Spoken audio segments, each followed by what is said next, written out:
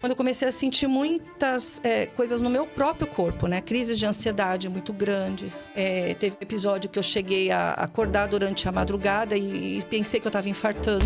Ali eu comecei a ficar muito preocupada, porque comecei a sentir no corpo coisas muito diferentes. Então, o emocional é muito pior, né? E a gente sabe que nenhum abuso começa direto no abuso físico, né? Na violência. Então, assim, se você hoje sente que não tem mais o chão, porque essa é a sensação que a gente tem, não tem mais chão. Tudo aquilo que você achava que era o que te apoiava, é como se tivesse saído debaixo do seu pé. Mas aí, quando você permite e quando você aceita que Deus pode te dar vida, Deus não vai te dar mais o chão, mas Ele vai te dar asa para voar.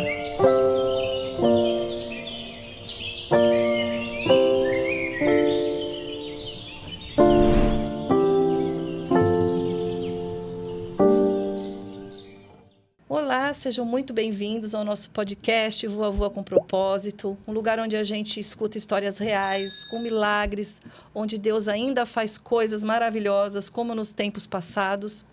E hoje nós estamos aqui, mais uma vez, com a Bia, que é minha filha, né? Para quem não sabe, é minha filha. E hoje estamos com a Angélica também, que já participou de alguns episódios. E nós vamos falar hoje sobre um tema que a Bia vai explicar. Hoje a conversa não é sobre reviver a dor, é sobre o que acontece depois. Depois que uma mulher sai de um lugar que a adoeceu, depois que ela precisa reaprender a confiar em si, depois que ela descobre quem ficou, quem sumiu e quem não soube acolher. Porque existe uma parte da história que quase ninguém vê, a recuperação. O corpo tentando voltar a respirar, a mente tentando organizar o que viveu, a fé tentando se reconstruir e uma mulher tentando entender que sobreviver não é o fim da história. Hoje, recebemos minha mãe, Vânia, para falar sobre o processo de cura, a importância da rede de apoio, a dor da falta de apoio e também sobre o despreparo que muitas mulheres encontram dentro de instituições religiosas, quando mais precisam de acolhimento. Esse episódio é para quem já saiu de um ciclo difícil, mas ainda está tentando voltar para si. Você se lembra em que momento percebeu que alguma coisa estava errada? Bom, antes de mais nada, né, para que a gente possa entender do que a gente vai falar hoje um pouco, nós vamos falar um pouquinho sobre relações tóxicas. E eu não quero hoje focar tanto nos ciclos, porque eu acho que a gente tem muito já disso na internet. Eu mesma, né, já vi muita coisa e eu vejo que muita gente fala do ciclo, mas não fala de como a pessoa sai do ciclo, como que é a vida depois, né? Então, para que vocês entendam, eu vou ter que contextualizar um pouco o porquê, né? Por que a Vânia precisou se recuperar, né? De quê? Então, eu vou ter que falar um pouquinho sobre o que foi o problema e aí, então, a gente entra, né, em que momento que eu percebi, né, o que eu estava vivendo. Então, para quem não me conhece, né, eu sou cristã. Eu sou cristã desde os 9 anos de idade. Na verdade, eu acho que eu já era cristã até antes de nascer, porque a minha família era toda cristã, né? Minha mãe, meus avós. Meu bisavô era pastor na Turquia. Então, eu cresci num ambiente religioso com uma presença muito forte, né? O que me tornou uma pessoa muito ligada a essas questões religiosas. Então, a minha vida sempre foi muito balizada nisso. Em querer agradar a Deus, em fazer a vontade de Deus, em tentar ser o melhor possível, né, para as pessoas, para que não ferisse nem as pessoas, nem a Deus. Então, eu sempre tive uma vida muito regrada por isso, né, e sempre valorizei muito. E, claro, né, fui para a igreja muito nova. Com 9 anos, a minha mãe já começou a me levar para a igreja, então eu participei da classe das crianças, né, tive meus professores, que eu admiro até hoje. E, claro, fiz amizades com pessoas que, depois, com o tempo, acabaram, né, fazendo parte também da minha vida adulta. Então, é nesse contexto que acontece tudo, né, comigo. Eu já tinha tido uma relação um pouco difícil na minha infância, né, com meu pai. Ele nunca foi uma pessoa muito carinhosa, ele era uma pessoa difícil, muito rígida. Eu vi muitas vezes ele tratar minha mãe com muita dureza, era uma pessoa que tinha um ciúme muito grande. E a gente, nessa época, né, não sabia dar nomes para as coisas, né? Então, a gente falava que era machismo, que era ciúmes, né? E eu vivi nesse ambiente, cresci, então meu pai não deixava eu conversar com quase ninguém, não era uma pessoa de abraçar, então já era uma pessoa mais seca, Minha mãe também não era desse tipo. Então, tudo que eu fui descobrindo na minha vida, eu tive que descobrir sozinha, praticamente. Eu nunca tive uma orientação, né? Olha, para você começar a ter uma relação com alguém, você tem que observar isso, isso e isso, né? Talvez eles nem soubessem me explicar, na verdade. Mas, enfim. O que resultou de tudo isso, né? Eu cresci na igreja até um tempo. Fiz as minhas amizades e depois acabei saindo da igreja, né? Depois de um tempo. E conheci várias pessoas, enfim. Então, quando eu já estava adulta, né, eu voltei para a igreja, então voltei a rever aqueles meus amigos, né? A gente começou a ter novamente uma relação mais próxima. E aí entrei numa relação, né, que não foi tão legal. E eu tive, assim, vários episódios de coisas que aconteciam que eu não entendia muito bem, né? Talvez até por eu nunca ter tido uma relação saudável, vamos dizer assim. Eu acho que não foi a única. Talvez nenhuma relação tenha sido tão saudável. Então, para mim, era como se aquilo fosse meio familiar, mas aquilo machucava muito. Mas a gente, como tem aquela base religiosa, eu buscava sempre em Deus, né, as respostas. E eu pedia muito a Deus que me mostrasse o que estava acontecendo, como eu devia agir. O primeiro ano foi um pouco mais tranquilo e depois começou a piorar um pouco, né? Esses episódios começaram a ser mais frequentes. E eu comecei a ter vontade de me ausentar um pouco, né, da casa, tudo, e comecei a fazer meu curso de psicologia. Então, eu queria evitar um pouco aquele contato, ter um pouco mais de momentos fora, para não ter que confrontar tanto aquelas situações que eu vivia.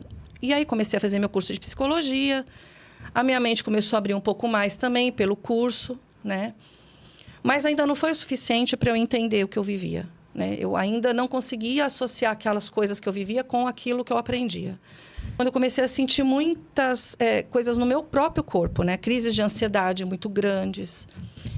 Teve um episódio que eu cheguei a acordar durante a madrugada e pensei que eu estava infartando, né? Eu comecei a sentir o meu braço formigar, uma falta de ar horrível, e eu sentia o meu coração, né, meio disparado, e eu pedi que me levassem até o pronto-socorro. E chegando lá, fizeram aqueles exames, inclusive aquele da veia, que é do pulso, eu esqueci o nome, que é um exame que a gente verifica se a pessoa teve infarto. Uhum. E ali não tinha dado nada disso, então os médicos detectaram que tinha sido uma crise muito forte de ansiedade. Ali eu comecei a ficar muito preocupada, porque comecei a sentir no corpo coisas muito diferentes. E aí eu comecei, então, a observar um pouco mais, né, o que acontecia. Então, eu comecei a perceber que eu tinha muitas coisas que estavam acontecendo, que eu percebia que a pessoa usava daquilo que eu já tinha confidenciado, que eram coisas que me machucavam, que eram traumas. Os meus próprios filhos, entendeu? Que eu tinha... Aliás, tenho, né, um filho que ele ainda está fora da igreja, que é uma pessoa que eu oro muito por ele. Aliás, Deus já falou muito comigo através da vida dele, né? Porque quem me conhece sabe que o meu maior sonho é ver meu filho de volta, né? E isso foi usado ali muitas vezes para me magoar. Eu vivi muitas vezes o tratamento de silêncio, né? Isso é importante falar, porque muitas vezes eu fiquei assim muitos dias vivendo aquele tratamento de silêncio. Então eram coisas que eu não sabia o que era, na verdade, o que estava acontecendo. Aconteceu um episódio dentro de casa que ali foi, para mim, foi o marco do momento que eu ouvi Deus, né, me orientando do que estava acontecendo. Porque eu tinha muito medo de me divorciar e perder minha salvação. Que eu acredito que muitas mulheres hoje, quando elas vivem esse tipo de relacionamento, elas têm medo. E a minha preocupação era muito grande. E ali, então, aconteceu aquela discussão. E ali eu fui muito triste para o quarto. E naquela hora, ali no meu desespero, eu me ajoelhei. E falei para Deus, né? Eu falei, Senhor, eu não sei mais o que fazer. Eu já não sei mais como lidar com isso. Eu não estou mais aguentando, né? Em 2023, eu tinha tido um câncer. Eu descobri um câncer de tireoide, que me deixou muito abalada, porque eu cheguei muito perto da morte algumas vezes, né? Eu tive um Covid também gravíssimo, onde Deus também se mostrou muito forte na minha vida. Então, eu sempre soube que Deus me respondia sobre esses assuntos de uma forma muito rápida, né? A única coisa que eu falava assim para Deus, eu falei, a única coisa que eu quero mais, o Senhor demora para me responder, que é a volta do meu filho, né? E aí, então, eu me ajoelhei. E quando eu me ajoelhei, eu ouvi uma voz, assim, na minha mente, que hoje eu sei que era o Espírito Santo, né? Falando que se eu quisesse o meu filho de volta, né, que era para que eu deixar ir. Se você quer seu filho de volta, deixa ir. E naquela hora eu fiquei muito intrigada, né? Falei, Senhor, será que é isso que eu tenho que fazer? E a segunda-feira chegou e a gente participava de um pequeno grupo de oração, né? Um pequeno grupo de oração. E eu estava ali preparada para sair para o grupo e ali então houve uma discussão de novo, né? E eu fui surpreendida por um pedido de divórcio, né? Então, e aquele dia eu lembrei da oração. Então, naquele momento, eu decidi ouvir a voz de Deus e deixar ir, né? De fato. E ali, então, a minha vida começou de novo, de uma outra forma. E como foi olhar, então, para a própria vida e perceber que tinha que começar tudo de novo? Então, gente, essa parte foi muito difícil, porque você tem 52 anos de uma vida, né, com amigos, com família, com aquela rotina, casa cheia de gente, e você num certo conforto, né? Você tem uma vida ali de muitos anos que você nunca mudou. Algumas vezes eu gritava, sabe? Mas literalmente gritava no meu quarto, pedindo para Deus respostas. E eu falava, Senhor, o que eu vou fazer agora? Né? O que eu faço? Né? Por onde eu começo? Angélica, por que o fim de uma relação que adoeceu não significa cura imediata? É porque, na realidade, é o início de uma outra situação, né? Vem de uma situação que foi doente por muitos anos e ali se rompeu uma situação que não era boa e está começando uma outra situação em que a pessoa está totalmente confusa e perdida. Difícil. Então, ali vai iniciar um novo processo, né? Um processo onde a pessoa precisa se entender, se conhecer, buscar... entender tudo aquilo que aconteceu e o que está acontecendo, né? Então, tem toda uma confusão aí, uma desregulação que precisa ser acompanhada, né? O nome já fala, é um processo, né? Que está iniciando. Então, não tem uma cura ali, né? Não se rompeu ali. Na realidade, a gente diz que é como se fosse um luto de uma coisa perdida que a pessoa tinha, e ela vai aprender, a partir daquele momento, a lidar com toda essa perda, né? Que é o sentimento que a pessoa está tendo, né? Para entender o que vai acontecer dali para frente. E assim, muitas ainda sentem culpa e insegurança, né? Por que isso acontece? Porque elas ficaram anos dentro de um relacionamento onde elas eram acusadas, coagidas. Então, assim...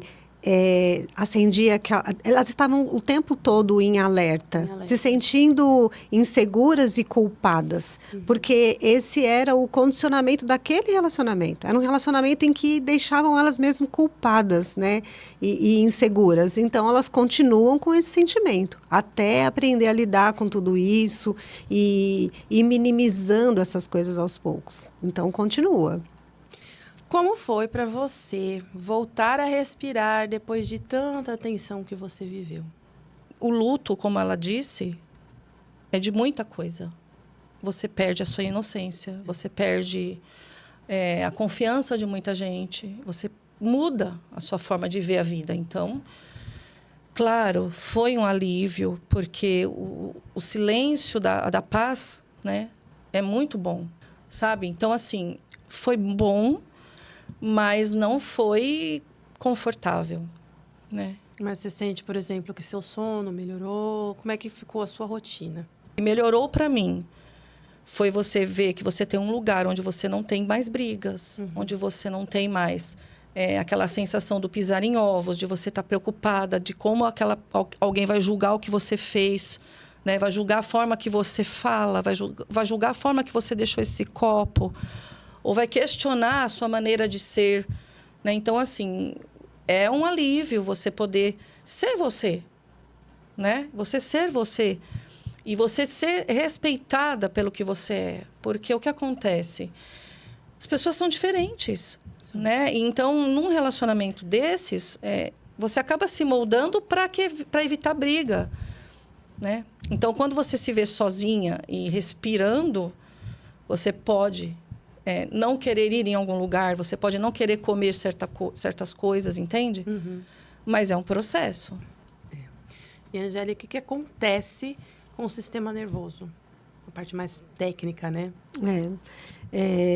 Se eu falar alguma coisa aí que não esteja correto, os neurologistas que me perdoem, né? Mas quando a pessoa vive muitos anos, né, sobre pressão, tem uma parte do cérebro que é o hipocampo, por exemplo, né, que mexe com essa questão da memória. Então, fica um pouco prejudicada essa questão da memória, né, da regulação emocional, que tem a ver com essa parte do hipocampo. Tem a parte do córtex pré-frontal também, que é a parte onde a gente toma as nossas atitudes, onde a gente tem clareza das situações, onde a gente tem controle emocional, também fica prejudicado. Né? Então, tem questões aí científicas neurológicas que mexem com a pessoa, porque é muito tempo, é muitos anos, né, vivendo sobre essa pressão, né? A parte da amígdala que fala sobre estar sempre em alerta. Então, a pessoa está sempre em alerta, né? Como a Vânia trouxe para a gente aqui agora, né? De fazer, ela está sempre preocupada de fazer alguma coisa errada porque alguém vai questionar a maneira como ela vive, como ela se veste, como ela se porta, o que ela pensa. É um controle. Então, a pessoa está sempre em alerta. Né? Então, são coisas a serem trabalhadas, né, no processo terapêutico depois também. Até a paz fica estranha, né? A pessoa está acostumada a viver no caos. Isso que eu ia falar. A paz não... A paz é estranha.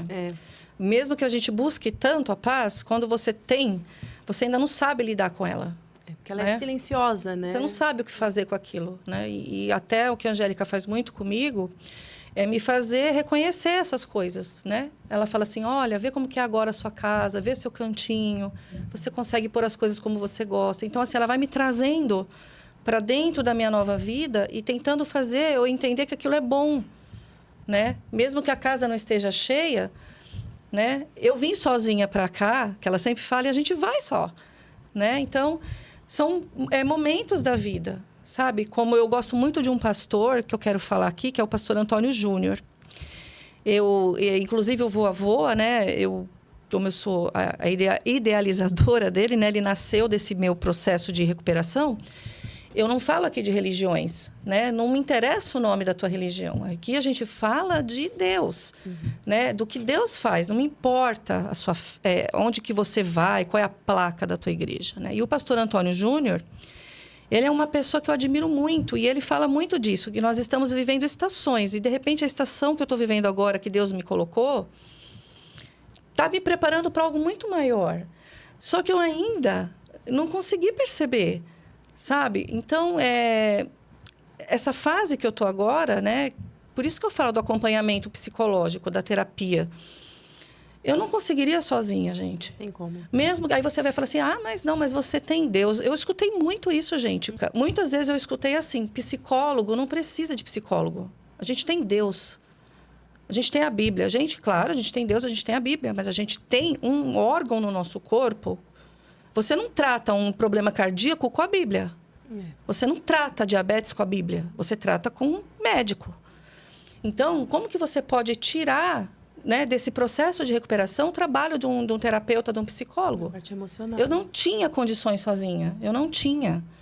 Então, assim, hoje eu falo que, né, como a gente está falando desse processo de recuperação, o que me ajudou muito foi o autoconhecimento, porque, por incrível que pareça, mesmo eu tendo estudado tanto tempo, eu nunca tinha estudado com profundidade esse tema, né? Então, eu comecei a devorar vídeos que falavam sobre isso, né? Comecei a devorar esses tipos de vídeo. Foi através de um vídeo que eu fiquei sabendo o problema, um vídeo da... Vida e Saúde. Vida e Saúde da TV Teru, Novo Tempo, isso. com a Teru, né? Quem conhece, quem não conhece pode procurar. É um programa maravilhoso que ele fala de todos os aspectos, Sim. inclusive do cérebro. Da saúde emocional. Que é uma parte do nosso corpo que eu não sei se é porque eu sou apaixonada pelo cérebro, né, Angélica, também? É onde comanda tudo. Então, assim, por mais que eu tenha lido vários livros e por mais que eu tenha tido o contato com a palavra de Deus, porque eu sempre tive, né, isso é uma coisa que eu nunca deixei, o trabalho da minha psicóloga comigo foi fundamental. E, aliás, antes, Bia, eu queria falar que eu fiz uma imersão também. Né? Antes de eu conhecer a Angélica, eu fiz uma imersão com a Carolina Miller, né? Que eu acho que ela é bem conhecida na internet. E ela trabalha com TEPT também, né? Então, eu fiquei um sábado e um domingo inteiros dentro dessa imersão, onde eu aprendi a reconhecer o que eu estava vivendo. Eu acho que ali foi o meu ponto de virada, que eu não sei se você se lembra disso. Quando eu falei para você, Bia, já entendo por que eu tô assim. Sim. Foi. Eu tive uma fase, eu não sei se você vai me perguntar ainda, que eu fiquei enlouquecida logo no começo. A Bia ficava louca, porque eu desembestei. Ela enlouqueceu e ela me enlouquecia também. E aí eu entendi que aquilo era um sintoma do TEPT do início, né? Da saída daquela vida que eu tinha para nova. Então, eu perdi a noção de perigo. Perdeu. Entende? Achei até que era ela borderline. Eu cheguei para Angélica, inclusive, falando assim, Angélica, quando a gente se conheceu, né? Eu acho que eu sou border. Sabe? Porque eu fiquei enlouquecida, eu perdi a noção de perigo, eu comecei a querer fazer tudo e eu não estava nem aí, entendeu? Sendo que eu sou uma pessoa medrosa até. E aí a minha filha, coitada, do outro lado, ela ficava assim, meu Deus, guarda minha mãe, porque a pessoa perdeu a noção.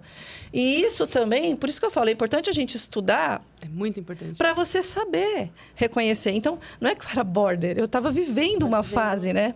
Então, uma coisa muito importante para mim, além do meu tratamento terapêutico, né, com a minha psicóloga, foi também buscar literaturas que falavam sobre o assunto, né? E este aqui foi o primeiro livro, que é esse aqui, que é o livro da Simone Veloso, quem conta essa história.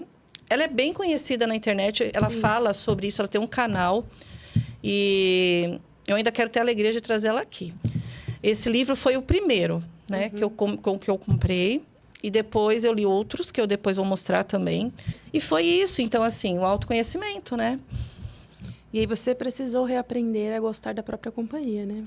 Ai, essa parte, gente, é a mais difícil. Porque imagina uma pessoa que nunca ficou sozinha, né? A minha casa, eu brincava que era tipo um albergue. A minha casa sempre teve muita gente. Eu sempre cuidei de muita gente, né? Eu cuidei da minha mãe, que teve Alzheimer. Ela ficou comigo 7 anos antes de morrer. Meus cachorrinhos, todos os bichinhos que eu via na rua, eu levava.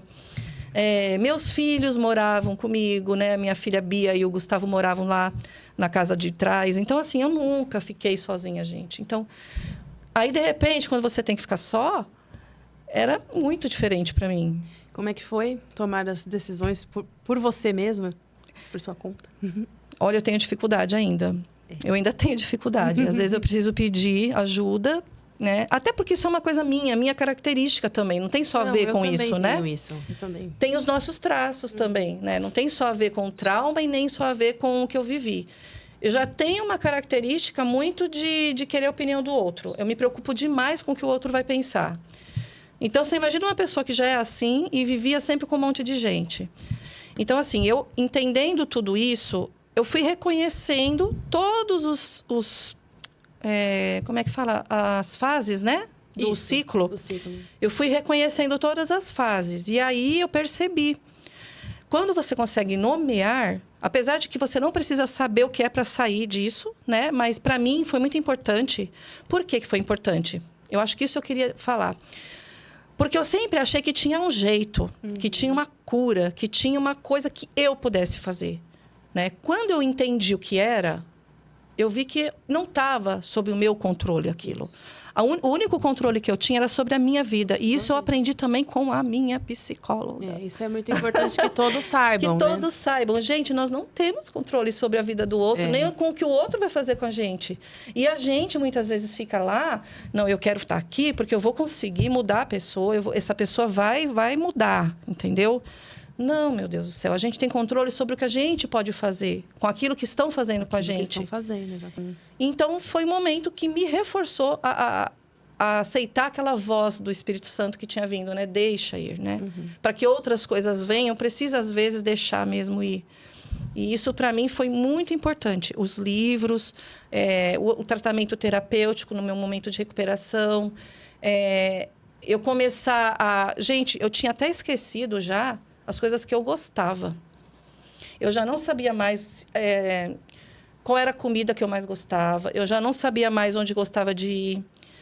Eu tinha medo de fazer as coisas, sabe? E desagradar. O falar não, imagina. Falar não existia para mim. Então, assim, às vezes eu me sobrecarregava de coisas para fazer porque eu não queria falar não, né? Então, No geral, né? foi no geral. Então, assim, esse processo de recuperação, ele envolveu tudo isso. E aí, Angélica, agora falando de autoestima, como é que a gente faz para voltar a autoestima de uma mulher que foi por tanto tempo machucada? É devagar. É com tempo. E cada uma no seu tempo, né? Conforme o contexto, né, de cada uma, a gente vai usando intervenções que a gente sabe que é mais assertiva para cada mulher. Então, assim, eu tenho técnicas e intervenções específicas para cada tipo de pessoa, né? Para que a pessoa busque, né, ela mesma, né, se autovalorizar, né, se enxergar, né, nos detalhes, né, coisas que elas vão se perdendo, porque quando você vive num relacionamento que é tóxico para você, essa pessoa ela te diminui, ela faz com que você perca a sua identidade. Você acredita, né? Exatamente, a gente chama isso de dessubjetivação do corpo, né? Então o que a gente faz? A gente volta à identidade da pessoa lá da origem. Né? A Vânia trouxe aqui para a gente, falando que ela não sabia nem mais quem ela era e se ela ia conseguir ser a mesma pessoa. Não, ela não vai ser nunca mais a mesma pessoa. Aí eu né? te pergunto o que está aqui. A cura é voltar a ser quem era antes ou se tornar uma nova versão de si? Nenhuma das duas. Né? Nenhuma das duas. Ela não vai ser quem ela era antes, nem nova versão, né? Porque, assim, a gente valoriza a dor, né? Vivencia ela, fala sobre ela, né? Então, resgata a origem, traz a identidade da pessoa, né? Como ela falou, as coisas que eu gostava de fazer, gostava de comer, a gente traz tudo aquilo que foi bom dessa pessoa, a gente ressignifica o que ela vivenciou nesse processo, porque é da pessoa, ela vai lembrar de tudo sempre, o tempo todo, mais idosinha que ela tiver, ela vai olhar para trás e vai lembrar de tudo isso, faz parte dela, e aí a gente melhora tudo isso. Por isso que eu digo, né, vai se tornar uma versão melhor dessa pessoa, né? Então, assim, ela vai passou por estas fases e aí ela vai se reconstruindo. Eu até falo para ela que uma coisa que ela fazia muito, que ela deixou de fazer, era escutar música enquanto trabalhava, né? Era uma coisa que era muito comum e, assim, de repente, a gente trabalha juntas há muitos anos, desde quando ela começou. Então, o antes de tudo isso, né? E a gente trabalhava na mesma sala, eu tinha esse hábito. Escutava música o tempo todo e aí tinha perdido esse hábito. E aí ela lembrou que ela gostava disso. E hoje eu só consigo trabalhar agora ouvindo música, né? É um pedacinho daquela Vânia. Eu acho que é importante a gente ressaltar aqui também que ela está nesse processo e que não faz tanto tempo assim, né? Tem tempo então, assim, cura. porque assim, ela está nesse processo, né? Ela está vivenciando tudo isso, né? Ainda existem, quando ela fala, eu tenho pesadelos, eu ainda tenho algumas questões que precisam ser trabalhadas, né? Ainda tem alguns gatilhos, ainda tem algumas coisas que precisam ser tratadas exatamente porque ela está nesse processo. É uma coisa recente, né? Não é uma coisa assim que já faz tempo. Né? Então, acho que é importante, né, as pessoas saberem, né, que isso ainda está em andamento. Para ter muita paciência com você mesma. Exatamente. Né? Respeitar o tempo da pessoa, de cada uma. Que pode ser diferente para todo mundo. Exatamente. Né? Pode ser que para uma dure 1 ano, para outra dure 10. Então... E uma coisa que me marcou muito, né? Logo, acho que foi na primeira ou segunda sessão que eu fiz com a Angélica, que ela falou uma coisa que ela falou assim para mim, né? Para eu lembrar da Vânia, criança, né? E a gente fez algumas dinâmicas. E aí eu peguei e pensei assim, eu sei como é que eu vou fazer para eu cuidar dessa criança, né? Eu fui lá e eu revelei uma foto minha de criança, né? E sentadinha no sofá. Né? Linda aquela fotinho, que eu parecia uma japonesinha. E eu olho para ela e eu hoje tento acolher aquela Vâniazinha como eu acolho as outras pessoas, sabe? Porque eu tenho muito carinho. Né? Eu acho que eu sou... Eu não sei, respeito, né? Eu acho que eu sou uma pessoa, né? Que eu acho que eu posso falar isso. Eu sou uma pessoa muito assim, preocupada com as outras pessoas. Então, eu tinha que me preocupar comigo também, né? Então, aquele fato de eu materializar, né, a Vâniazinha me ajuda cada vez que eu olho para ela, eu falo, peraí, Vânia, você vai deixar aquela Vânia ali? Você está se anulando e ela? Como é que fica? Né? Então, cada vez que eu olho para aquilo, eu lembro que eu tenho que me cuidar, né? Muitas vezes eu sou aquela criança precisando de ajuda, precisando de uma orientação. Então, são pequenas coisas que a gente vai fazendo, que parece boba, mas que materializa, que você olha, sabe? A fragilidade, que muitas vezes a gente está assim, né? Principalmente no meu momento agora. Então, assim, a foto... Eu tenho um caderno também, Isso que eu ia eu falar. queria pedir para alguém pegar para mim, que eu deixei ali, ó. Tá ali na estante. Eu até esqueci de trazer para cá. Gente, eu tô dando para vocês, assim, tipo, caminhos, né? Porque eu não quero focar muito no que aconteceu. Porque eu acho que cada um que passou por isso, né, sabe o que está vivendo. Então, eu acho que o mais importante aqui não é a gente falar do ciclo, porque todo mundo que vive isso, e já tem um monte disso na internet... Eu só contextualizei um pouquinho para vocês entenderem. Então, eu tenho o meu caderno, que a Angélica me dá várias dicas. Esse não é nem muito como ela queria que eu fizesse, porque eu meio que adaptei, né? Porque, assim, eu tenho muita dificuldade... De seguir regras. Eu tenho uma dificuldade de seguir regras. Mas eu tenho uma dificuldade que eu vou confessar. Eu não consigo ficar muito tempo ajoelhada, orando, sabe? Eu não sei se eu sou... A Angélica fala que não, mas eu não sei se eu sou TDAH, o que eu sou. A gente está num processo de descobrir quem eu sou. E tenho dificuldade de ficar horas ali. Só que eu quero falar muitas coisas para Deus. Aí, o que eu faço? Eu escrevo para Deus. Então, eu tenho... A primeira página do meu caderno são os meus pedidos. Então, aqui na primeira página, eu tenho o meu ano de 2026 e eu tenho todos os pedidos que eu fiz para Deus. E eu detalho tudo o que eu quero, né? Então... Mostra o caderno, porque não dá pra ver aqui. Ó. Esse é o meu caderno. Caderno, gente, normal, né? Caderno normal. Aí, na primeira folha, eu coloquei todos os meus pedidos para Deus neste ano de 2026. Né? Não coloquei período. Porque eu sei que tem algumas dinâmicas que você coloca no primeiro ano. Eu não coloquei nada disso. Eu só coloquei o que eu queria. Deixou no tempo de Deus. Deixei no tempo de Deus, mas eu coloquei para o ano de 2026, né, Deus? E aí, eu coloquei aqui. Aí, as outras páginas são orações ou desabafos. Então, no dia que aconteceu alguma coisa que me entristeceu muito, eu coloco. Ai, Deus, hoje aconteceu isso, sabe? Eu não fiquei bem. Então, eu ponho pro caderno. E assim eu tenho feito minhas orações. Ó. Algumas eu começo assim, boa tarde, Jesus. Porque foi de tarde, né? Então, boa tarde, Jesus. Aí eu tenho outros, Pai querido. Então, depende do meu momento, né?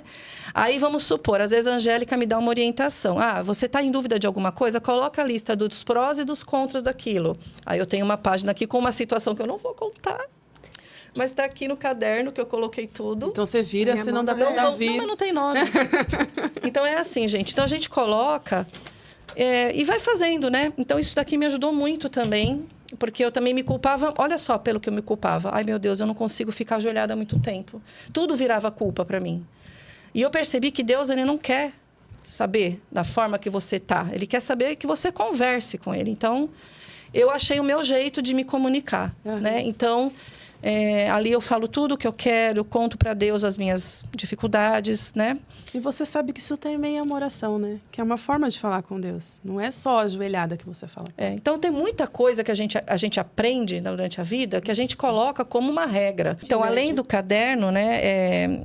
A gente sabe que Deus fala com a gente através da Bíblia, né? Sim. E a gente fala com Deus através da oração, né? E antes de eu sair, né? De começar essa nova vida... Eu ainda tinha uma resistência, porque a gente fica naquela, né? Será que é isso mesmo que Deus quer? Será que é isso mesmo que Deus quer? E o meu genro, né? Ele estava lá um dia com a gente no culto e a gente estava, assim, escutando o sermão. E ele é um pouco impaciente. Ele começou a mexer na Bíblia. Ele tá ali, aqui, ó. ele que grava. Né? Tá ali com a mãozinha, assim, ó, na cabeça. Tipo, não... Ele é uma pessoa que é muito quieto, né? Ele não é muito de falar, ele é reservado. E assim, quando ele vem para falar é porque é coisa séria, né? Então, ele veio e virou assim para mim. Eu estava no banco de trás, ele virou e falou assim, olha... A gente estava assistindo, né? E aí ele estava mexendo na Bíblia, porque como minha mãe disse, ele é um pouco impaciente. E aí ele mexendo na Bíblia, ele achou um versículo, mostrou para mim, falou assim, olha, lê isso daqui. Aí eu fiquei espantada, né? Ele, eu posso mostrar para sua mãe? Eu falei, por favor. Aí ele virou, né, deu a Bíblia para ela e agora ela vai ler para vocês o que estava escrito. E isso aqui está em 1 Coríntios, primeira carta de Paulo aos Coríntios, e na minha Bíblia, né, que é a minha Bíblia desde quando eu me batizei, a minha Bíblia que eu mais gosto, que ela está bem velha, olha, a situação da minha Bíblia. E toda riscadinha, ela tem como um subtítulo Casamento e Divórcio. E é 1 Coríntios 7, 15. Mas se o descrente quiser apartar-se, que se aparte. Em tais casos, não fica sujeito à servidão nem o irmão, nem a irmã. Deus vos tem chamado à paz. O que eu entendi, né? E que eu vou traduzir para vocês. Quando a gente está vivendo em um casamento onde tem alguém, né, que não está mais querendo estar ali com você, então que você aceite, porque você não está subjugado a viver daquela forma. Deus não vai te condenar porque você aceitou. Então aqui está escrito, olha, que você não fica sujeito à servidão, né? Deus vos tem chamado à paz. Então assim, Deus, ele jamais vai aprovar que uma mulher ou um homem vivam dentro de um casamento onde não tem paz. Mas isso a gente está falando de relacionamentos que não são saudáveis. Exatamente. Não vamos, né? Não estou generalizando, Isso. porque a gente sabe que não é qualquer coisa que a gente vai desfazer uma relação, porque também hoje em dia está tudo muito assim, né? Banalizado. Banalizado. Né? O que eu estou dizendo aqui é uma relação onde você tem um abuso, né? Algo que está te machucando. É que não é só a traição em si, né? Que é o que muitos falam, né? O adultério ou então pela morte, né? Existe também a situação de você estar sendo, né, abusada. Né? Sim. E o abuso não é só físico, Não é né? só físico. Então, o emocional é muito pior, né? E a gente sabe que nenhum abuso começa direto no abuso físico, né? Na violência. Né? A gente teve o caso agora mais recente daquela moça, Gisele, né? Que trabalhava lá com aquele sargento, Isso. coronel. É coronel? Não sei. E ela acabou morrendo, mas quando a gente escutou a história dela, os relatos, é de que antes já existia muita violência emocional, né? Então, Deus nunca vai te pedir algo desse tipo. Né? Deus nunca vai te pedir isso. E muitas ficam, às vezes, assim, porque, como eu, né? Foram criadas desde muito pequenininha, aprendendo que a mulher tem que aguentar, né? Que a mulher precisa suportar o insuportável. Né? Viveram, né? Não vivem esse tipo de coisa, né? Nesse processo. Eu acho que nesse ponto cabe a gente usar a palavra que é muito usada, né? Que é submissão. Isso. O que é a palavra submissão? O que significa essa palavra? Essa palavra significa proteger, reorganizar-se, respeitar o outro, né? Então, não significa anular-se, não significa, né, aceitar, não é isso, né? Então, é o sentido da palavra mesmo, né? Quando a gente ouve, né? O que significa isso, né? Então, a gente está falando aqui de parceria, de respeito, né? Então, tem que estar dentro disso, Tem né? que estar dentro E disso. quando se fala, né, de Cristo, amor de Cristo, né? O que o amor de Cristo nos traz? Né? A gente precisa pensar, né, o que é o amor de Cristo? O que está dentro do amor de Cristo? Tem né? violência? Não tem. Traz paz, traz tranquilidade, traz exatamente o que a palavra submissão fala. Isso. Que é parceria, respeito, reorganizar-se para cuidar, né? Esse tipo de situação, né? Então, acho que é importante a gente frisar o que é isso, porque encaixa no que você acabou de falar. Sim, aqui, né, Vânia? Até porque foi muito bom o que a Angélica trouxe, porque compara. Será que Cristo estaria feliz naquele momento, naquela situação? Se a gente ele sempre, estivesse quando a vendo, gente né? faz, sabe o que eu acho interessante? A gente sempre faz comparações assim, será que Jesus iria comigo naquele lugar?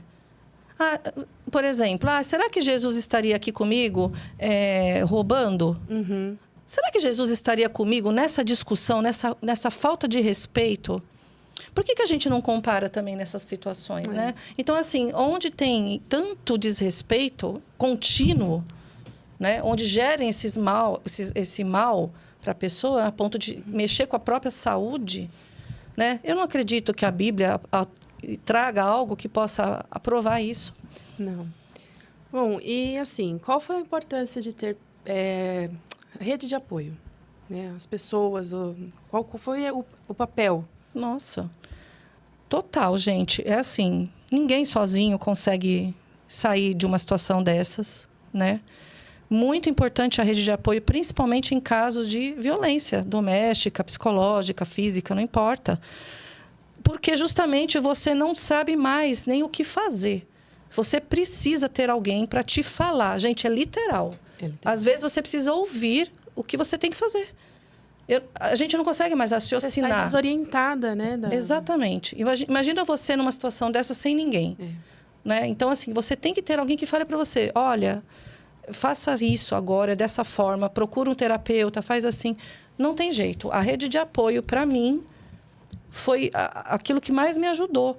Né? Porque, exatamente, eu não tive o apoio que eu esperava, né? A gente voltando um pouco, eu não tive o apoio que eu esperava, mas não foi de 100% das pessoas. Sim. Tiveram pessoas que me apoiaram, né? Que até hoje ainda falam comigo, me ajudam. E às vezes precisa acontecer algo desse tipo para você acordar. E Deus às vezes precisa te tirar de um lugar que você já tinha que ter saído. Há muito tempo. E você não sai. Então, assim, eu vivia muito alienada a algumas coisas, acreditando piamente. É uma ingenuidade tóxica. Né?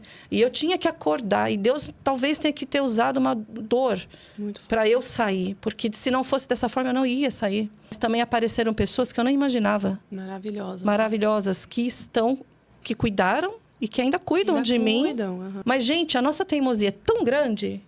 A gente insiste numa coisa que Deus está falando para você.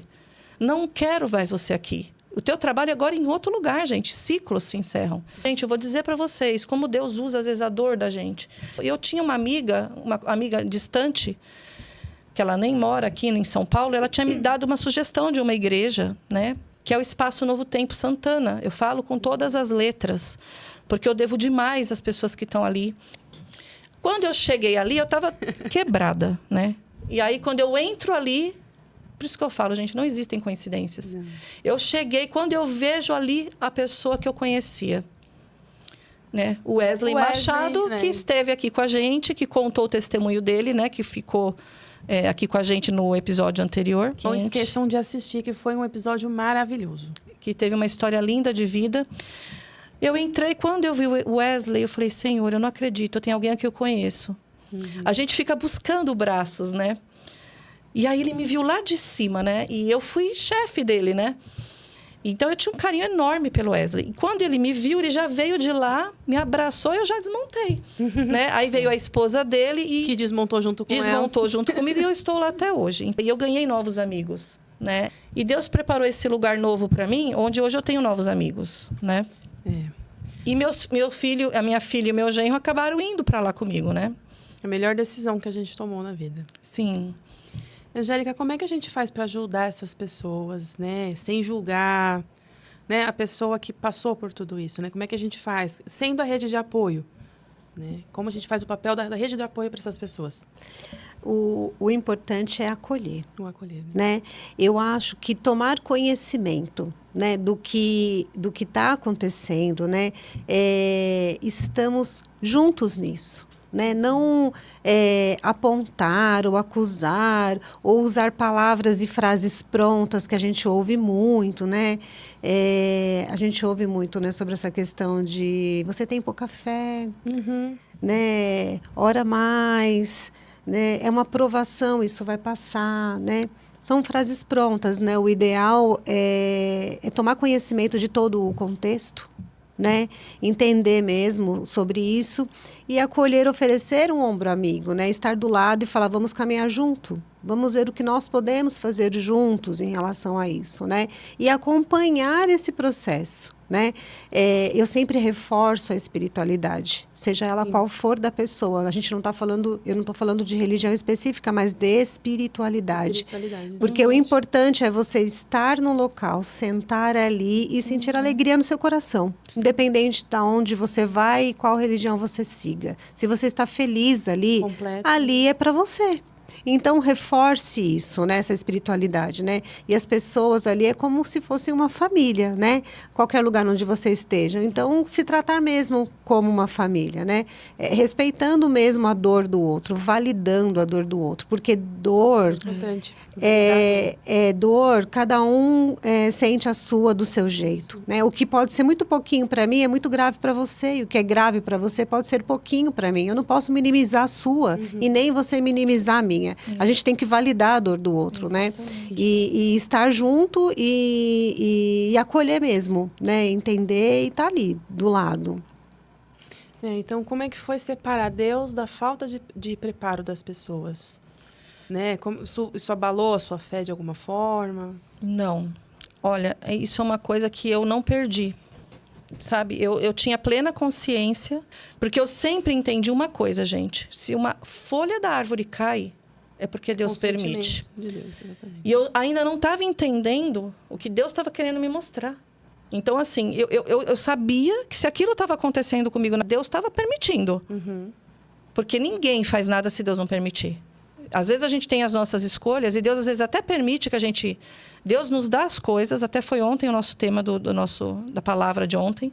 Deus, ele deixa você ir, às vezes até para você ver que não era para você aquilo. Não era para você aquilo. Porque às vezes, que nem eu falei, a teimosia é tanta, né, que Deus fala, tá bom, eu vou te dar. Eu vou te dar para você entender que não é para você. Então ali, eu falava, Senhor, eu não sei por quê. Mas eu sei que o Senhor está permitindo. Mas por que tanta dor? Mas, então, eu conseguia separar. E até esse livro aqui, eu queria que, se vocês quiserem comprar, ele é da Casa Publicadora. Deixa eu ver se ele é da Casa Publicadora. Da Casa Publicadora Brasileira. Esse foi um livro que eu gostei demais. É Amores que Matam. Tá? Esse livro também está todo marcado, porque eu queria buscar uma literatura que tivesse a ver com a minha fé também. Os outros que eu li, que é o Quem Conta Essa História, eu já mostrei, e esse também me ajudou muito, que é da Sarah Davis, Como Se Libertar de um Narcisista.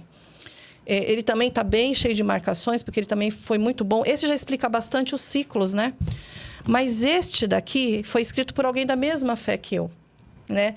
E eu queria o quê, Angélica? Eu queria um homem que estivesse falando desse problema. Então, era um olhar religioso, né, cristão, de um homem. E ele, então, assim, gente, para mim foi tão bom, porque eu falei assim, gente, eu quero ouvir alguém diferente. Porque mulher é fácil defender a mulher, né? E aí, aqui ele fala muito disso. Aqui, ó. Tem uma parte aqui que eu até coloquei, deixei até marcado, né? Divórcio e separação, né? Que eu fui marcando tudo aquilo que eu encontrava. E se você tiver a curiosidade de ler esse livro, eu acho que vai ajudar bastante. E ele fala assim, né, num pedacinho aqui. Uma vez que a pessoa tem admitido que precisa de ajuda, ela deve sair do meio ambiente agressor. E aí ele fala assim aqui, eu não acredito no divórcio ou na separação como a solução para o fim dos problemas matrimoniais, que foi o que a gente também comentou. Não é qualquer coisa, sabe? Mas defendendo a necessidade de separações terapêuticas, para que as pessoas aprendam a resolver suas problemáticas fora do círculo em que estão envolvidas. É generalizada entre os agressores a tendência de justificar a sua conduta. Então, eles sempre vão ter uma justificativa. Eles estão fazendo isso com você por algum motivo. Inclusive, as pessoas alheias ao círculo imediato da família, que são os amigos, né? Tendem a desculpar o agressor, às vezes inconscientemente. Mas a violência não tem justificativas.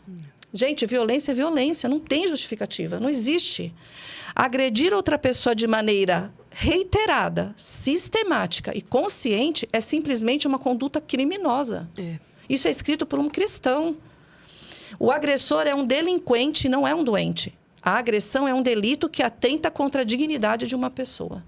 Eu estou viva, mas e se eu tivesse com uma pessoa que fosse além, né, da violência psicológica, né? Poderia não estar aqui para contar. Então, a gente tem que tomar cuidado. Precisamos tomar cuidado. Até com os amigos, né? Com os amigos também. Porque né? muitos pedem para a gente, continua, né? Tem que tomar cuidado com as redes de apoio também, né? Porque nem todos os conselhos são bons, né? Ela falou, muito bem falado, Bi. Nem todos os Inclusive, até nem todo terapeuta está pronto. Nem todo terapeuta está pronto também para lidar com isso. Exatamente. E aí, Angélica, qual é o papel, né, da terapia uma mulher que está adoecida, ou de um homem também, gente. Porque isso porque também não é pode só a acontecer mulher. no lado inverso, né? Sim. Como vocês falaram, né, da questão da preparação, né, como você falou, os amigos ou família, né, dentro da terapia não é só o setting terapêutico, não é estar ali só com a pessoa naquele momento e ouvi-la, porque a escuta, né, ativa também ajuda quando a pessoa está falando, botando para fora tudo que está sentindo. Isso faz parte do processo e também traz uma evolução dentro do processo da pessoa em que ela está só falando. Mas como psicólogo e terapeuta, você precisa estudar sobre aquilo, se aprofundar naquele assunto, né, para poder levar de uma forma mais assertiva o que você vai fazer, o que você vai trabalhar com aquela pessoa, né? Então, realmente conhecer o contexto todo, né? Eu costumo falar que eu gosto de olhar para aquele ser que se apresenta. Isso. Né? Não a doença ou o problema que a pessoa traz para mim. Porque eu preciso saber de tudo sobre ela. E eu sempre falo isso, né? Eu quero saber tudo sobre você. Me conta tudo. Afeta, né? Exatamente.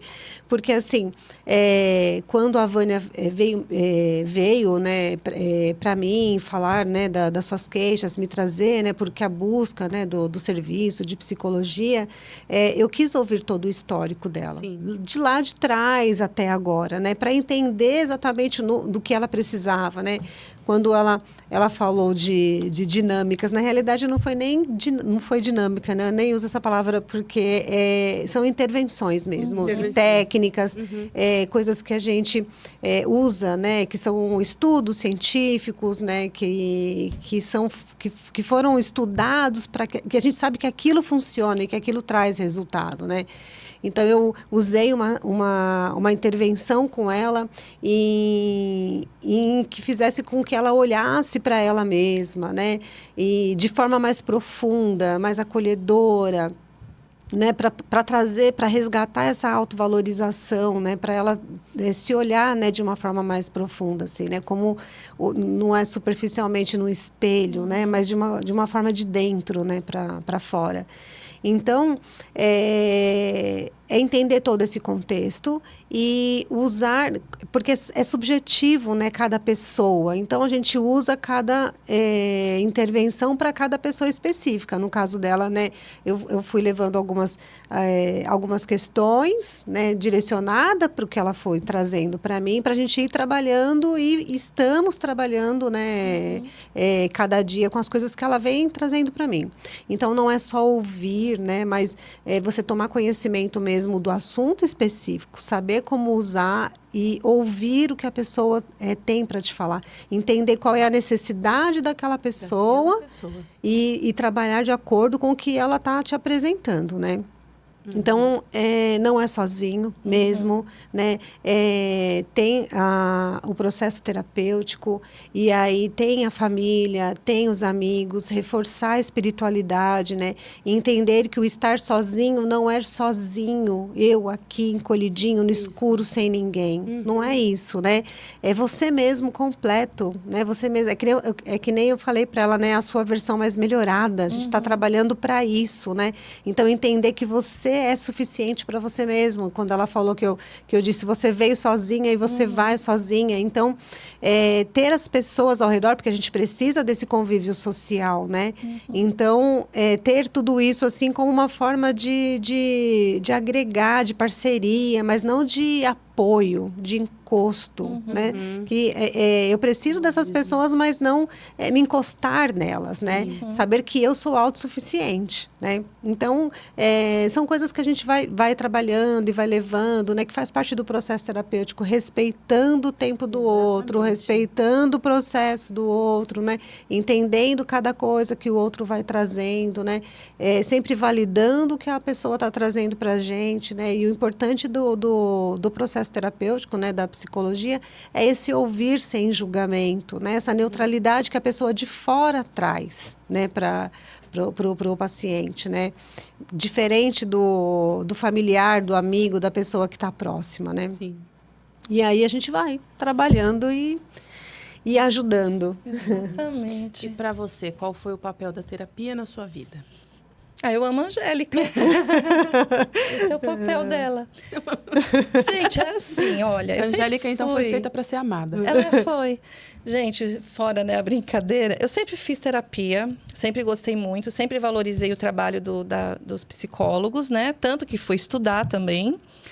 Só que, assim, eu acho que a Angélica, ela veio num momento, né, muito marcante para mim e eu me encontrei com ela, assim... A Angélica, ela veio num momento que eu falei, puxa vida, agora eu tenho uma psicóloga, sabe? Ela completou, ela foi no ponto, sabe? E assim, para mim, não é que foi, está sendo ainda, sabe? A Angélica, ela está me ajudando a sair do papel de vítima para uma sobrevivente. Então, eu não sou mais uma vítima agora, sabe? Eu sou uma sobrevivente que precisa aprender a ter essa nova vida. Porque é o que ela falou, não é igual a que era antes, eu não vou ser. E como é que você fala? Não é melhorada, é uma nova, né? Isso, é reconstruída. É uma reconstrução. Então, esse é o papel dela. Imagina alguém que está te ajudando a ser reconstruída, sabe? Não tem nem o que falar, né? E assim, eu sou muito grata, né? Para mim, não existe recuperação sem... E outra, tem que ser uma pessoa que você se identifique, né? Exatamente. Não é todo mundo que vai se identificar com a Angélica. Vai ter gente que vai se identificar com uma ou outra. Exatamente. Né? O importante é que exista essa conexão, né? E o que te deu força nos dias que parecia impossível continuar? Ah, minha filha. Aí é Deus, né? É Deus e minha filha, Bianca. É ela mesma, porque ela é minha companheira. Claro que tem meus filhos. Eu queria citar algumas pessoas que são importantes para mim, que é a Bia, meu filho Daniel, a Jo, que trabalha comigo. A Jo é uma mãe para mim, né? A Jo veio para minha casa para cuidar da minha mãe quando ela tinha Alzheimer e ela acabou ficando, né? Todos foram embora. Quem ficou? A Jo, né? Eu até brinco que só ela ficou, né, na casa. Falei que ela vai ser a última a apagar a luz. Então, a Jo ficou, é uma mãe para mim. A gente tem quase a mesma idade, mas ela é uma mãe. Então, às vezes, eu estou saindo para atender alguém, para trabalhar, ela sai correndo atrás de mim com o copinho de Danone. Leva, não vai sem comer, né? Então, até assim, quando ela manda mensagem para mim, ai, Vânia, eu preciso falar com você. Eu falei, não adianta que eu não vou aceitar a demissão. Não adianta, não quero, né? A gente brinca. Então, é assim, a Jo, a Bia, né? Gustavo, Edna, a mãe do meu genro, e a família dele, né? E o Marco também, o Marco Filho e a Marta. São pessoas que, olha... Família que eu não tenho de sangue, mas que me escolheram. Porque não é a gente que escolhe. As pessoas que escolhem a gente. É que nem bichinho quando te encontra. Nossa. O bichinho que te escolhe, né? Então, essa família nova são as pessoas que eu tenho. E o que é meu medo, às vezes, Angélica? Que até a gente brinca, né? Eu falo muito com ela. É o medo de ficar só, né? Por isso que a gente bate nessa tecla. Você veio e vai, né? Porque a gente não quer, né, ficar só. Então, como a minha família é muito pequenininha, então a gente fica assim, meu Deus, né? Aonde que eu vou? Não tenho pra onde voltar. Eu já falei, eu vou colocar você e minha sogra dentro do meu apartamento. Tá bom, tudo bem. Mas dá medo, sabe? Dá medo. E aí a gente pode até perguntar assim, poxa, mas uma mulher tão forte, né? Uma mulher que trabalha, né? Somos seres humanos, gente. E o ser humano, ele sente necessidades, ele sente o medo mesmo. Tem gente que vive muito bem, né? Muito bem com a solidão. Eu tô gostando de viver só. Você tá aprendendo a gostar de você. Tô aprendendo a gostar de mim. Tem vezes que eu tô nos lugares e eu quero voltar correndo para casa. Mas eu sei que eu tô na estação do ano aí, que nem a gente fala, que o pastor Antônio Júnior fala, né? São as estações, eu tô vivendo essa estação. E nessa estação, eu tô me dedicando muito a isso, a Deus, né? A aprender a vontade dele, a aprender como é, o que a Vânia gosta, de quem que a Vânia gosta, quem gosta da Vânia, né? E isso tá sendo, assim, uma fase meio enigmática, sabe? Porque eu nunca tinha vivido. Mas tem dias que eu choro um pouquinho mais, tem dias que eu fico melhor, mas em nenhum momento eu desacreditei de Deus e da minha família e da minha rede de apoio. Nunca. Bia, eu queria aproveitar o gancho agora que a Vânia estava falando, de que a gente ouve muito que a mulher é forte, que a mulher precisa ser forte, né? E eu acho que é importante, né, falar que ser forte é você reconhecer que você tem um problema e buscar ajuda. Exatamente. Então, é tirar essa coisa, né, que colocaram em cima da mulher, de que a mulher é forte. A gente nós somos seres humanos. A gente não tem que aguentar tudo e a gente não aguenta tudo, né? Então, você é forte quando você reconhece e você busca ajuda, né? E que você reconhece que você precisa mesmo, né? Que você tem essa necessidade. Então, acho que a força está aí. Com certeza. Eu tinha muitas, por exemplo, a Selma, né, que está até aqui hoje, trabalha com a gente, tudo, sabe? É a compreensão, sabe? É um momento que você não está legal. É você saber que tem alguém que... Ela está vindo aqui. Com um papelzinho. Vem cá, tranqueira. Essa tranqueira eu conheço há 30 Vem aqui, anos, Selma, sabe? pra Vem cá verem do meu você. lado. 30 anos. Ela faz parte do VBTEX. Essa tranqueirinha a gente aqui. já conhece. A gente é muito amiga, é minha Ah, irmã. tá, Eu falo aqui, que ó. irmão é o melhor irmão que tem, é o que escolhe a gente. Aqui, Eu meu. escolhi ela e ela escolheu eu. Né, amiga? Se não for, você já fala a verdade. É verdade. Entendeu? Ela é minha amiga e a gente sabe que é de coração. E assim, eu não preciso ter muitos, não, sabe? Eu não faço questão de muitos, não. Eu gosto disso, de ter poucos, né? A minha amiga sempre fala isso. Não precisa ter muitos, não. Mas medo de solidão, eu acho que todo mundo tem. Mas a gente trabalha isso, né?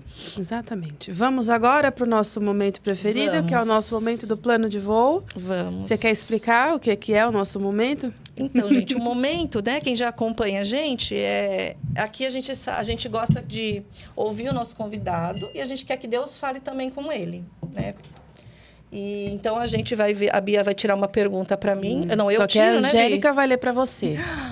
Hoje eu quero que a Angélica leia. Eita, nós, Angélica, a Eu tiro, responsabilidade. você tira? Você tiro. tira e a Angélica lê. Ah, então tá bom. Tá. Vamos lá, eu vou mexer muito. Vou deixar porque eu já falei bastante hoje. Vou deixar a Angélica. Vamos ver o que vem aí. Ai, meu Deus do céu. Tô até medo, né? Tadadã. É grande. O rolo tá quase um pergaminho. O que significa ter paz de espírito para você hoje, na prática do seu dia a dia? Meu Deus. Eu até me arrepiei. do céu. Eu falo, gente, isso aqui é dirigido por Deus. Vocês não estão entendendo. Na prática do meu dia a dia. Quer ter paz de espírito para você hoje? Na sua prática do dia a dia. Para falar a verdade para vocês, para mim, ter paz de espírito é saber que eu estou no centro da vontade de Deus. Amém. Não adianta, gente. Por mais que eu tente, se eu não estiver sentindo dentro do meu coração que eu estou fazendo a vontade de Deus, eu não vou ter paz. Eu sei que isso é uma coisa de cada um, mas assim, o amor que eu tenho a Deus é tão forte. E isso aqui não é... Não estou falando porque eu estou aqui, não. Eu brinco até porque, assim, a hora do banho, para mim, é o momento que eu mais me conecto com Deus. Eu não sei se é porque eu desligo tudo. É o único lugar que eu não tenho nada ligado, porque eu não consigo fazer nada se eu não tiver um barulho. Eu tenho que estar com a televisão, o celular, alguma coisa. O banho é o único momento. E sabe que eu escrevo todos os dias no banho? Jesus, eu te amo. Sabe com vapor? Eu não sei, é um vício que eu tenho. Então, assim, todos os dias eu faço uma declaração de amor para Jesus no banho. E lá ele fala muito comigo. Às vezes eu tenho que fazer alguma proposta para cliente, né? Porque eu sou contadora. E às vezes, na hora do banho, eu... Ai, Senhor, quanto que eu vou cobrar? Não, mas isso é caro. Vou pedir 5, pede 10. Peço 10, aprova o contrato. Ai, Deus, meu filho faz tal coisa. Então, ali Deus fala comigo. Então, para mim, a única paz que eu consigo sentir na minha vida é se eu estiver no centro da vontade de Deus. Se eu não tiver, gente, eu posso ir para lá, vou para cá, mas o meu coração nunca vai estar bem. Vamos ver, então, o que ele tem para falar para você hoje? Bora, vai. Bora, vamos ouvir. É isso, eu tenho que tirar? Com certeza. E aí? Eu não vou nem olhar a cor. Eu escolheria o rosa. Eu vou tirar de zóio fechado. Foi. Azul? Ah, lê. Quem que tem que ler? Eu? Você. Eu já esqueci. Eu que criei o pote, não sei mais. Ai, Senhor. Meu Deus. Disse-lhe Jesus: eu sou a ressurreição e a vida. Aquele que crê em mim, ainda que morra, viverá. João 11, 25. Eu entendo aqui que eu estava morta. Depois eu morri mais um pouco. Não sei se dá pra gente morrer mais do que já está morto. Mas eu tenho sentido como se fosse uma ressurreição mesmo. Amém. Na minha vida. É como se eu estivesse ressurgindo. E tem um hino que eu gosto muito. Eu não vou cantar, né, gente? Porque eu não sou cantora. Mas eu até queria cantar, mas não vou. Que é o da Ana Célia. Que é Vou Voar Como Águia, né? A gente deixa o link da música. Dá para você abrir a letra aí só para eu falar para ele? Só queria ler esse pedacinho, porque eu acho que isso responde, que tem a ver com isso. Eu sou a ressurreição e a vida. Aquele que crê em mim, ainda que morra, viverá. Okay. E a única coisa que me fez sair de tudo isso foi eu acreditar. E aí eu queria só ler esse pedacinho da letra, porque eu queria cantar, mas como eu não sei cantar muito bem, eu vou só ler. Vou voar como a águia, vou dançar como o vento, vou fluir como o rio e vou cantar como os anjos. Escalar a montanha e andar sobre as águas. Vou louvar como no primeiro amor, pois eu vi a glória do Senhor. Sacrifiquei o meu tesouro e o meu apoio natural. Vou louvar como no primeiro amor. Eu não via mais os meus pés no chão, então ele me deu asas para voar. Eu acho que esse trechinho foi o que mais falou, porque eu não via mais os meus pés. E aí, quando eu achava que eu não tinha mais os pés, foi quando ele me deu as asas, né? E é por isso que nasceu o Voa Voa, né? Primeiro nasceu o Voa Voa Passarim, que foi o Instagram, que aí eu comecei a atender pessoas através da faculdade, né? Que eu ia nos centros de apoio. E depois veio o Voa Voa com propósito. Então, assim, se você hoje sente que não tem mais o chão, porque essa é a sensação que a gente tem, não tem mais chão. Tudo aquilo que você achava que era o que te apoiava, é como se tivesse saído debaixo do seu pé. Mas aí, quando você permite e quando você aceita que Deus pode te dar vida, Deus não vai te dar mais o chão, mas Ele vai te dar asa para voar. E Ele não vai deixar você voar sozinho. E eu acho que é isso que eu sinto, sabe? Hoje. É o voar com propósito, né? Exatamente. Que é o que eu queria responder. Que eu sabia que você ia me perguntar o que eu queria dizer com o meu voa voa, né? E veio dessa música, que é da Ana Célia, né? Gente, antes de finalizar, né, eu quero ler para vocês também um trechinho que eu peguei, que eu escrevi. Chegou o momento, né, que a gente vai entregar a lembrancinha para ela, não esquecendo de que quem fez isso pra gente com muito carinho, muito amor, foi a Amanda da Mug Cares. Vai estar aqui também para vocês seguirem. Não esqueçam de seguir, vocês não têm noção do cheiro que é isso. Eu teria 2 em cada cômodo da minha casa, mas meu marido não me permite. Ele não é tóxico, gente. Se eu quiser, eu vou comprar. Não é tóxico, Ele né, não é tóxico. Vou entregar para você. É tão esperada, velhinha. Nossa, eu achei que eu não ia ganhar minha velhinha. Eu falei, gente, será que eu vou ganhar uma velhinha? Ai, gente. A Amanda, obrigada, viu, Amandinha? A Amanda é um doce. Com muito amor, muito é lá do Espaço Novo Tempo, da minha nova casa, minha casinha nova, que foi onde me acolheram. E é isso, gente. Eu quero agradecer a Deus. Sou eu que vou encerrar? Não, mas eu vou ler primeiro. Desculpa. É mania de se encerrar. Eu passo para você. É que eu tô do outro lado hoje. Esse episódio não foi sobre reviver feridas. Foi sobre lembrar que existe vida depois da dor. Existe reconstrução depois da queda. Existe fé depois da decepção. Existe cura depois do silêncio, mas ninguém deveria precisar se curar sozinho. Rede de apoio salva, escuta salva, preparo salva, acolhimento salva. E se você está em um processo de recuperação, guarde isso. Você não precisa estar pronta amanhã, você só precisa não abandonar a si mesma hoje. A cura não acontece de uma vez. Ela acontece quando você volta a respirar, quando você volta a escolher. Quando você volta a se ouvir. Eu vou chorar. Quando você entende que Deus não te chamou para viver destruída, mas para viver em paz. E talvez o seu recomeço não seja o fim da sua história. Talvez seja o primeiro capítulo em que você finalmente aparece como protagonista. Amém. Amém. Gente. Lindo isso. Eu preciso comentar, porque assim... Geralmente, quando a gente faz, né, uma terapia de grupo ou quando a gente faz uma sessão de terapia, em algumas situações a gente fecha, né, falando de tudo que foi falado durante a terapia, assim, né? Relembrando para a pessoa, para ela ir refletindo sobre tudo que foi conversado durante a semana até o nosso próximo encontro, né? Que eu falo que são encontros, né? O que eu tenho com os meus pacientes, né? E o que você trouxe, Bia, Foi lindo. eu acho que foi do começo ao fim, tudo que a gente conversou aqui e tipo, fechou com chave de ouro, assim, de uma forma resumida, e eu fiquei arrepiada, sinceramente. Eu já tô Foi lindo. chorando, eu sou muito chorona Muito também. obrigada, viu, pela oportunidade. Gente, olha, eu não sei o que dizer, porque Deus foi tão bom para mim. E eu não sei o que dizer, porque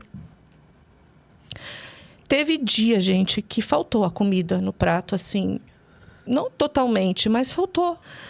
Mas ter essas pessoas comigo, gente, olha, não tem preço. E saber que não é o fim, sabe? A gente não tá sozinha. A gente não precisa achar que acabou. E ter a Angélica comigo hoje, a Selma, a Bia, o Gustavo, é como se fossem pedras preciosas, sabe? Aquela coisa assim que eu cuido com muito carinho. Eu sou um quartzo rosa. A minha filha, ela tem que falar, né?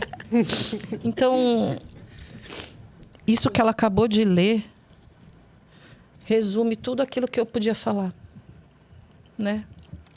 Eu acho que não precisa ter medo, gente. Porque se a gente tem rede, se a gente tem Deus, a gente consegue. Consegue. A gente consegue. E eu sei que tem muita mulher, que hoje está vivendo um pouquinho ou até muito do que eu vivi, sabe? E que está com medo, que está pensando que não vai conseguir. Não é fácil. São muitas camadas. São partes da história que você vai ter que andar sozinha, sabe? Mas Deus nunca vai te dar nada se não for para te dar algo muito melhor. Hoje eu tenho essa certeza de que o que Deus está preparando para mim, eu não faço nem ideia do que é. Sabe? Hoje eu sei que na hora que chegar, eu vou lembrar de tudo isso e vou falar, Senhor, não foi nada o que eu vivi. Não foi nada. É meio parecido com a volta de Jesus. Sabe? Quando a gente fica questionando o que a gente vive hoje. Meu Deus, o que Deus está preparando pra gente, não tem nem o que se comparar. E se a gente for comparar, então, o que Ele fez por nós? Sabe? Quem sou eu? Né? É que nem a Angélica fala, vamos validar, sim, as dores das pessoas. Né? Vamos validar. Mas a gente também precisa olhar um pouquinho para aquilo que Jesus já sofreu e o que Ele nos proporciona através desse sofrimento que Ele teve. E eu tomo posse desse sofrimento que Jesus fez por mim. Né? Eu tomo posse. Eu quero a companhia dEle. E eu sei que eu vou conseguir um dia ver tudo isso que Deus já prometeu para mim. Amém. Né? Vai chegar o dia que eu vou lembrar de tudo isso. E vai chegar o dia que a gente vai falar, valeu a pena. Vai falar, valeu a pena. Né? E é isso, gente. Eu não sei. Eu espero que vocês tenham aproveitado um pouquinho aqui na Central, que eu sempre erro. E eu queria poder falar muito mais, mas eu acho que se Deus preparou isso hoje, era isso que a gente tinha que falar, né? A história é muito grande, todo mundo tem uma história, mas isso era o que Deus queria para nós hoje. Eu espero que vocês aproveitem e que o voo de vocês seja tão alto quanto aquele que eu estou sonhando para mim. Eu estou assim no comecinho dele, sabe? Ainda tem um pouquinho mais para voar. Mas que a gente possa se encontrar aqui sempre e que aqui você encontre um pouquinho de acolhimento.